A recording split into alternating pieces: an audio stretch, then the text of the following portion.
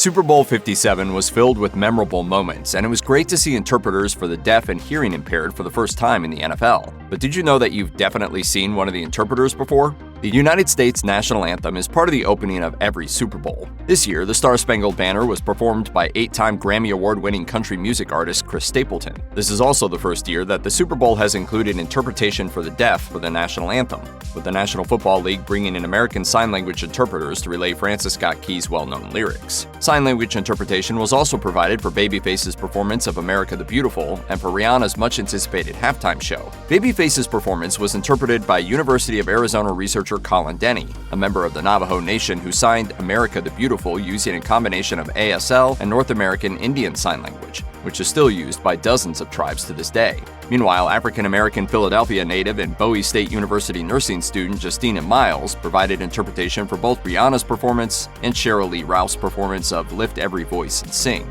As for the fellow who provided sign language for the Star-Spangled Banner, there's a good chance you may recognize him from a variety of movies and TV shows. If you're a fan of The Mandalorian or Scrubs, or just keep up with recent Oscar winners, you'll recognize Troy Kotsur. Growing up in Mesa, Arizona and Phoenix, Kotsur was born deaf and studied film, theater, and television at Gallaudet University. He established a solid career in theater and has made appearances in several films and television shows over the years. In 2019, Kotsur became the first deaf actor to act in a Star Wars production when he appeared as a Tusken Raider in an episode of The Mandalorian, using a Tatooine version of sign language.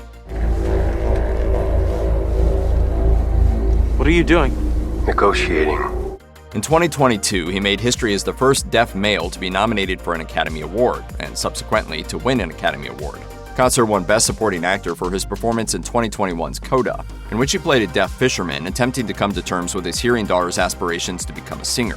He appeared alongside another history maker, Marlee Matlin, who became the first deaf person to win an Oscar for her performance in 1986's Children of a Lesser God. Despite only appearing in one episode, Troy Kotsur's contributions to The Mandalorian are impressive, both as an actor and behind-the-scenes maverick. Still, he hasn't received the widespread recognition he deserves due to the fact he took on the more unsung roles. His face wasn't shown on camera, and off-camera work tends to be overlooked in general, but his involvement helped bring a fun scene to life. The Chapter 5 The Gunslinger episode of The Mandalorian sees our titular bounty hunter encounter a pair of Tusken Raiders on Tatooine. He must negotiate with them for free passage across their land, so he communicates in their native sign language and gets the deal done. Kotsur plays one of the Tusken Raiders, but he's hidden behind layers of prosthetics and unrecognizable as a result. Kotsur also helped the show's creators come up with the Tusken Sign Language. The Oscar winner was initially brought in to help develop a new form of sign language for the show, so he turned to Star Wars lore for inspiration, as opposed to using traditional American Sign Language. For example, the sign for Mandalorian was based on the shape of the character's helmet, and the M hand shape. As viewers, it's easy to overlook the smaller details that go into bringing certain scenes to life. However, Kotsur's work actually enriched the Tusken mythos of the Star Wars universe.